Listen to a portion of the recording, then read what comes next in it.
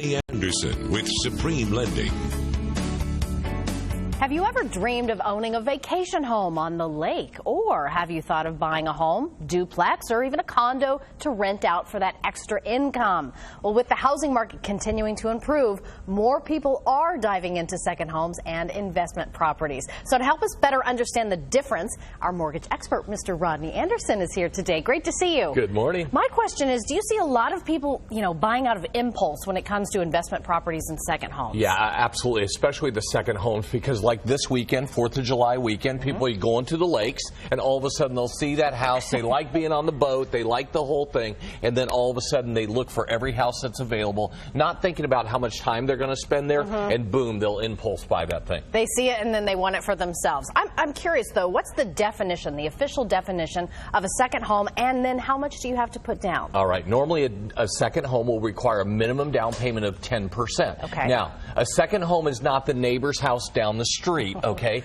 The definition of a second home is normally it has to be about 50 miles away. It has to be in a vacation area, a resort area, like many of the lakes around Texas here. Cedar Creek Lake, that normally would be a second home area for a lot of people. And here's the thing, you can still rent out your property as a second home, but you have to live in the property at least 10% of the time of the amount that it was rented, or a minimum of 2 weeks during that period of time. So know the guidelines, and that's where an investment property is. You rent it out all the time. Well, I wanted to kind of get into that more. So what exactly classifies an investment property, and then how much do you have to put down for that? Yeah, an investment property will carry a minimum of 20% down. Many of it's 25% down, but you have to have good to excellent, most of the time excellent credit to get an investment property. Okay. That is going to be something that you're going to rent out on a permanent basis for a long period of time, maybe a year, 2 years, or you're going to keep it for quite a while. We're seeing a lot of people buy investment properties right now, especially in the DFW area,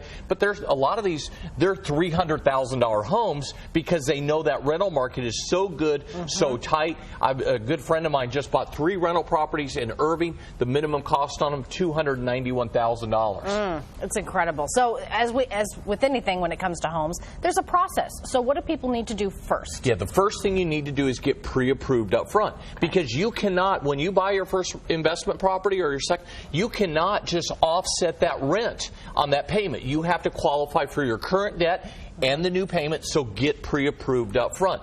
Number 2, make sure you're working with a great realtor during this process. Okay. And number 3, do not impulse buy. And I mean, make sure, and I can't emphasize enough, rates are going to be a little bit higher on second homes. Right. They're going to be quite a bit higher on investment properties, so know everything before you go out and find a property. All right, you always continue the great conversation on your radio show. What are you guys talking about today? Yeah, today, Talk Radio 1190, we're talking about relationships at 11 a.m. to noon, about people having money relationships and financial hygiene today. We'll talk about that and a whole lot more. I'm curious already. 11 a.m.